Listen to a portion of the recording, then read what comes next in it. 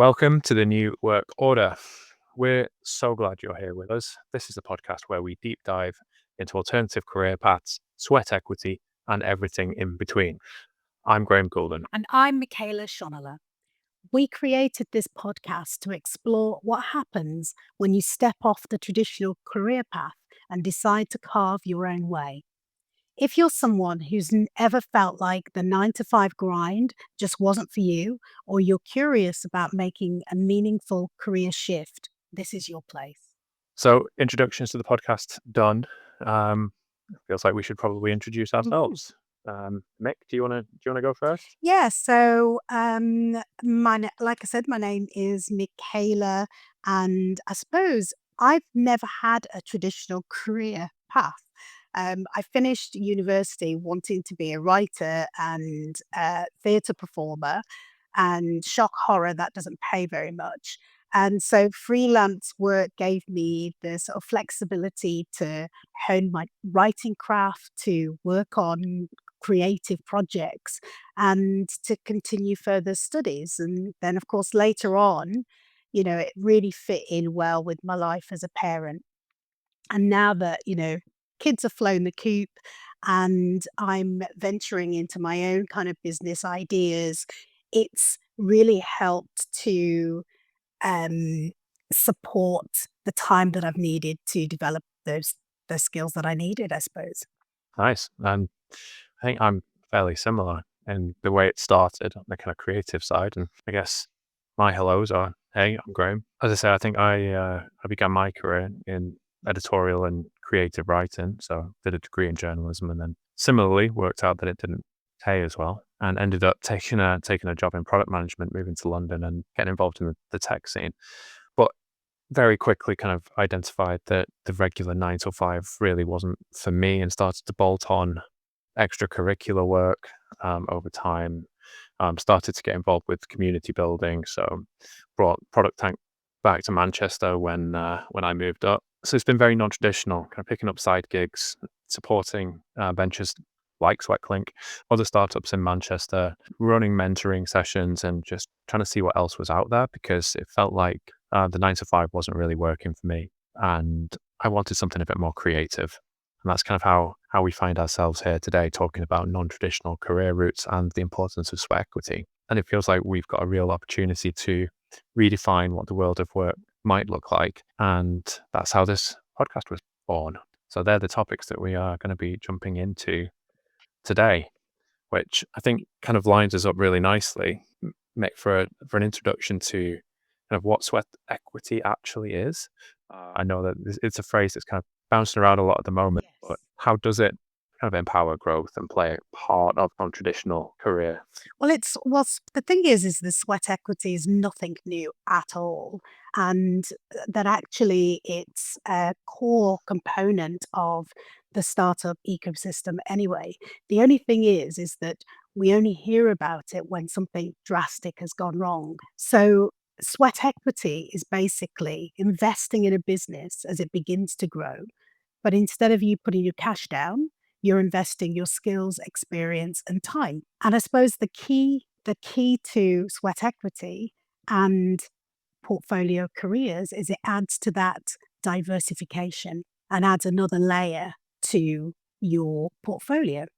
So I'm just considering the marketing of Mm. this, because it's fairly new, and I talk to people a lot about Sweqlink Yeah. and what it's doing, and I kind of run into the conversations around, but it's not, it's almost like it's not a real job. Um, Mm. the expectation has always been that there should be a 9 to 5, and you progress through your career, and if you do the 9 to 5 all those kind of the dreams will be realized at the end. But we're increasingly seeing those dreams kind of cut into a little. Maybe they're not necessarily being realized as much as the reality bites with cost of living and all the things that are associated with that, the career ladder, the housing ladder, the way all of that is kind of changing. So I'm interested in the sweat equity piece because you're talking about investing time rather than Mhm. cash. And potentially it feels to me like the reward is potentially bigger down the line, and you're doing something that A could potentially drive some revenue, but B, also kind of that you're interested in. So they're the real kind of interesting hooks for me personally. I don't know whether that kind of resonates with you. 100%. I think there's a lot of reasons why we're looking at our pensions and where the generation before, our parents were, they served, the pensions serve our parents very well. We're looking at our pensions, seeing the cost of living rising and wages not going up and thinking how are we going to survive? So we're looking at ways to create, I suppose, add to our wealth. So for me, there is this idea that we want to build wealth, but there's this thing that means that we need wealth to build wealth. You need money to make money. Isn't that the old adage? So in that case, there's so many barriers for people to that.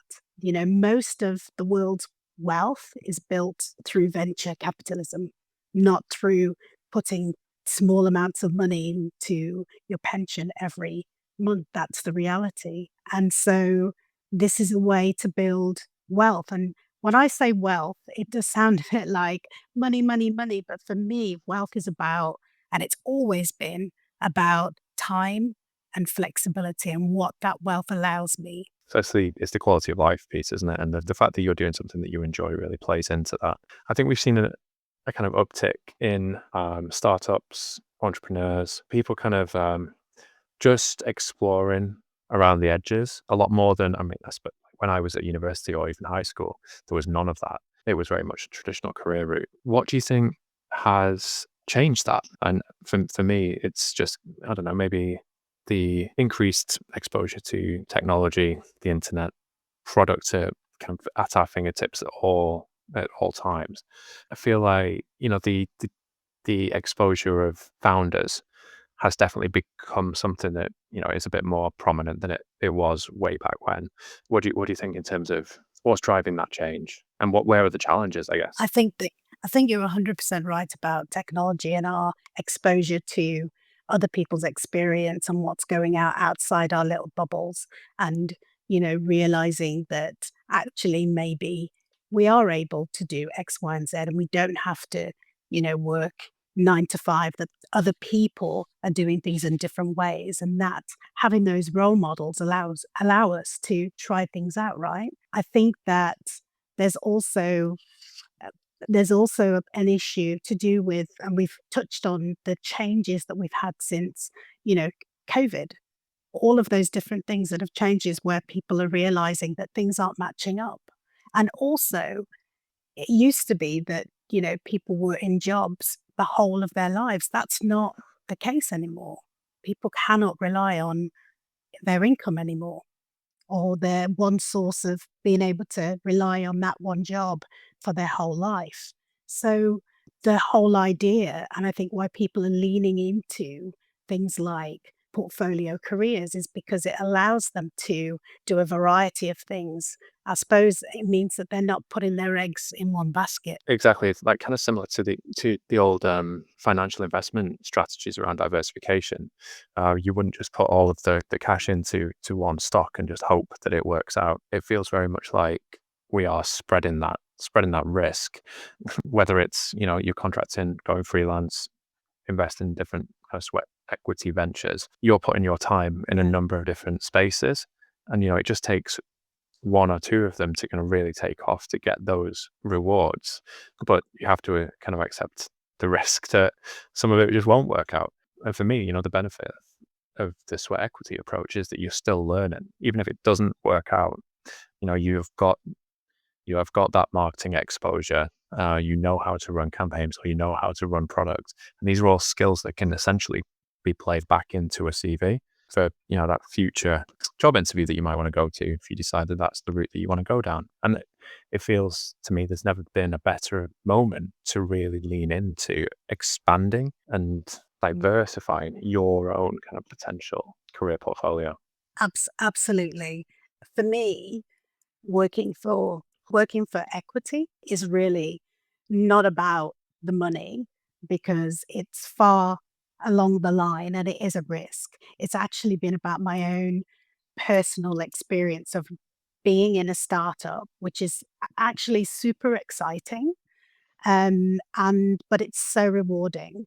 It's pushed me to upskill, and I think I am in a much better position as a freelancer because of it. And my work outside of Sweqlink has improved, even my own writing. Even though I do I have very different writing for Sweqlink as I do in my own kind of creative projects. The impact of the work that I've done, I've seen in the discipline I have when I come to my desk as a writer.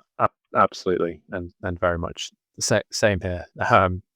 In terms of the skills that you kind of need to Mhm, use, especially if you've come from a more established kind of, you've come from the 9 to 5, and then suddenly you are getting lean and scrappy with running product development for a startup. You've got to do a lot more with a lot less, and it makes you think creatively, which again, is just another beautiful kind of string to the bow. And I guess it's probably worth talking about the fact that we're both invested in Sweqlink. That's kind of why we're here today. We've obviously kind of yes, bought in yes. to the whole sweat equity approach. Personally, I think it's a really interesting way of expanding your portfolio whilst learning on the job, but it gives you exposure to different industries that you wouldn't necessarily kind of get to play in if it wasn't for this type of approach. I think businesses kind of taking a bit of a gamble, opening it up and bringing external people in is a gamble in its own right, but it does feel like Mhm, they are getting a lot of potential experience for, just taking a little bit of a risk on an individual. And it's really interesting to consider, like, where this could go. What happens if Sweatclink scales, and we expand mm, our reach, and the talent that we're starting bringing through onto the platform starts to, snowball. So you're essentially mm, empowering mm. other startups in the Sweatclink ecosystem. So was there anything similar for you in terms of how you ended up with Sweatclink? Yeah, I mean, definitely. I mean, I didn't go into working with Sweatlink thinking about sweat equity. I hadn't thought about anything like that beforehand. Basically, I really love the idea. I was so aligned with the values behind it and felt like, wow, this could be like genuinely, this could be a game changer. And the idea of leveling this playing field, not just for startups. I mean, let's face it, it's kind of this the data for startups is pretty grim, you know? I think I was just reading this morning, like 23% of UK startups progress to 5 years. I mean, that's quite grim. So, but also for people like me who are looking at their midlife, doing certain kinds of jobs, technology is changing things constantly, like on a daily basis, sometimes it feels like. And perhaps there's no room in our current work to skill up and to have the time to develop the skills that that we need to change alongside our working lives. So for me, there was the values that I was aligned with, and then also the fact that I could feel like this wave of how work was changing, and I genuinely wanted to keep up with it. Something you said there has just kind of really resonated, and it was around, the stat of startup businesses that are successful. To me, it feels like if you do open your doors to the kind of concept of sweat equity, you are inviting, talent through. This is talent that may have been in the industry for a long time. They've been around the block. They are seasoned at what they do. It feels like, just from a scalability perspective, that will really help that business grow. Those people have seen the challenges already, and they've got the strategies kind of in mind. So it feels like just embracing sweat equity could just be solid business practice, because you're bringing up Yeah. really talented individuals that will ultimately help that business grow.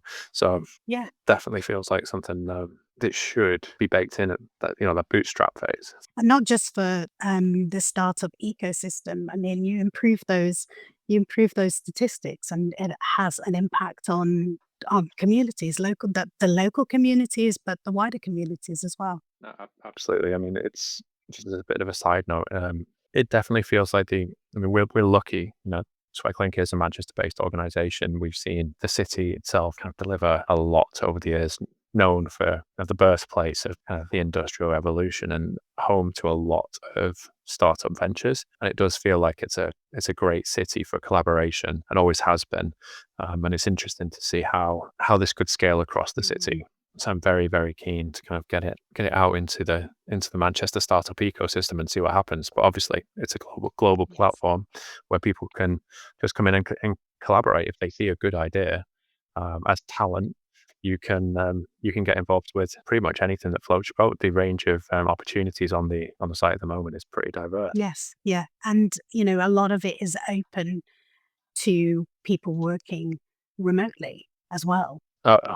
Yeah, 100%. It's just the way it seems to be going. And I think the sweat equity as part of a portfolio career topic kind of lends itself beautifully to remote Mm, working as mm. well. You don't have to be even in the same time zone Nope. um, in order to make this work. And suddenly, you've got access to global Yeah, talent to kind of support your exactly. your small business or startup, which feels like again, it's just good Yeah. business. It's not just about like people who are currently working, but actually this could play into students as well. And as they develop their own skills and as they grow into the working world. Yeah, I think the student thing and the university piece is extremely interesting because, like we mentioned earlier, this wasn't something that was necessarily put in front of us when we were going through university or high school. You very much kind of sat down in front of a careers tutor and they told you you're going to work in a library or work in IT. And that was that was Yeah. kind of it.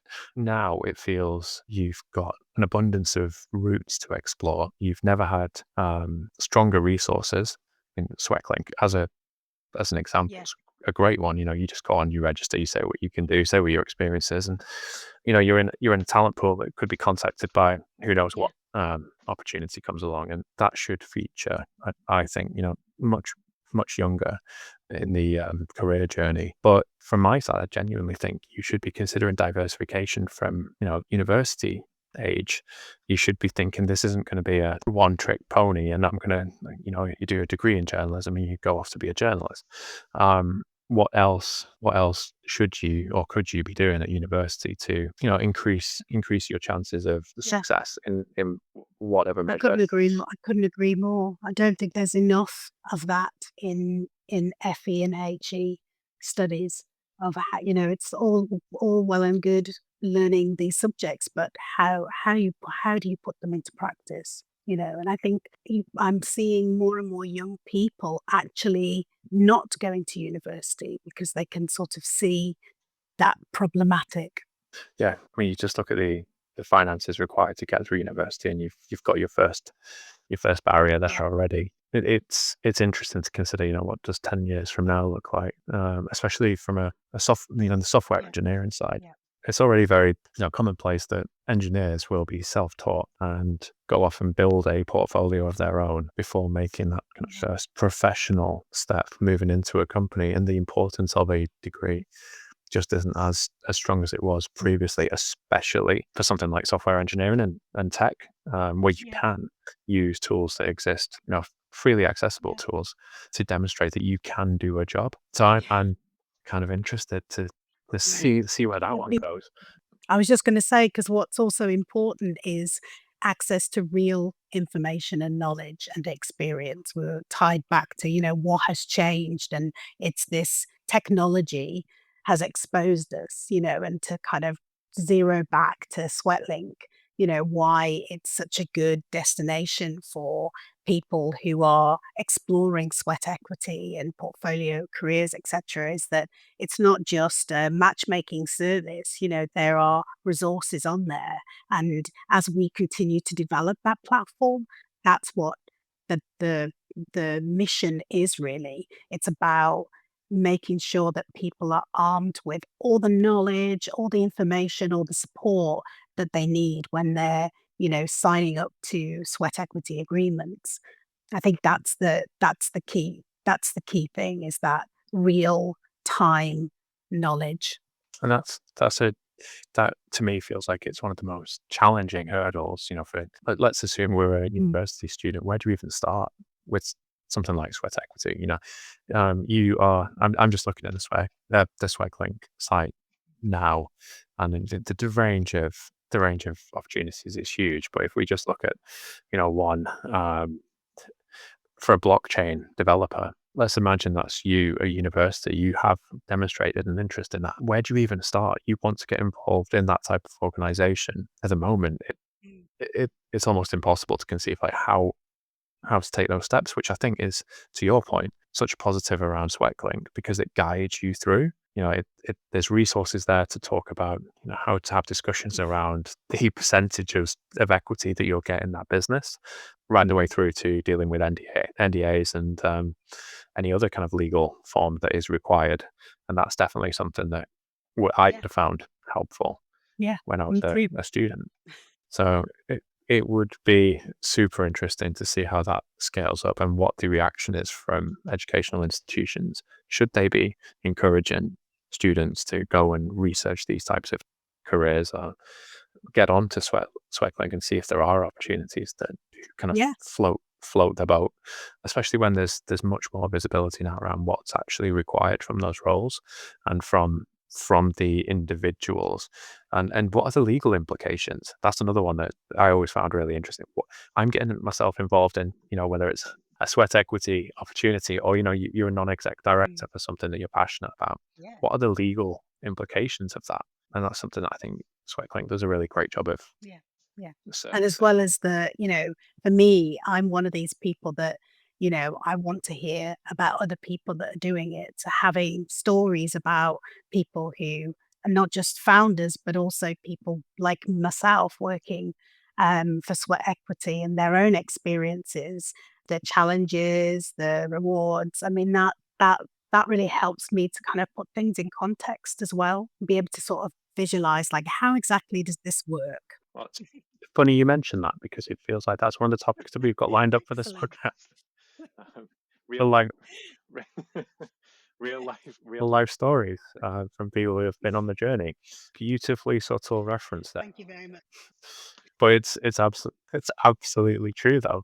You do want to hear stories from people who have done this. Yes. I think that's what we're going to attempt to do. We are going to start talking about the successes that have come from embracing the sweat equity route and seeing where it takes us. Yeah. And because, I think we've just touched on, the sort of parameter, the definition of sweat equity, but there are a lot of different ways that sweat equity comes into comes into play. And people are probably would be surprised to know that sometimes they can be employed and have opportunities of sweat equity through options or equity in the company or various things. And, again, that's something that we also try to be informed about and talk to other people about as well. All those different components, there's not a one way of doing this. That's the whole point.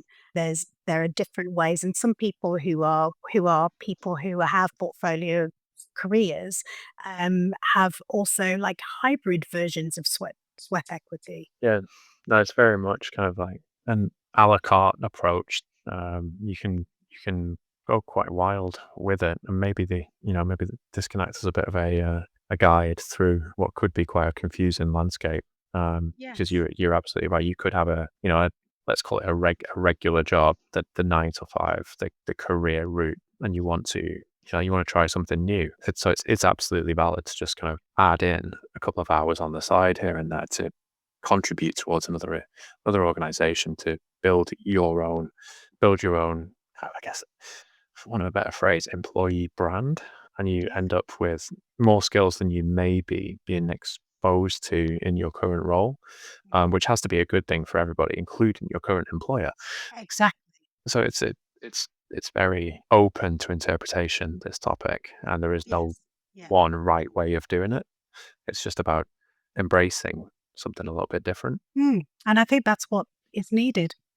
Absolutely. If we're going to, continue to innovate, it does feel like Yeah. individuals are going to have to start kind of looking in different areas.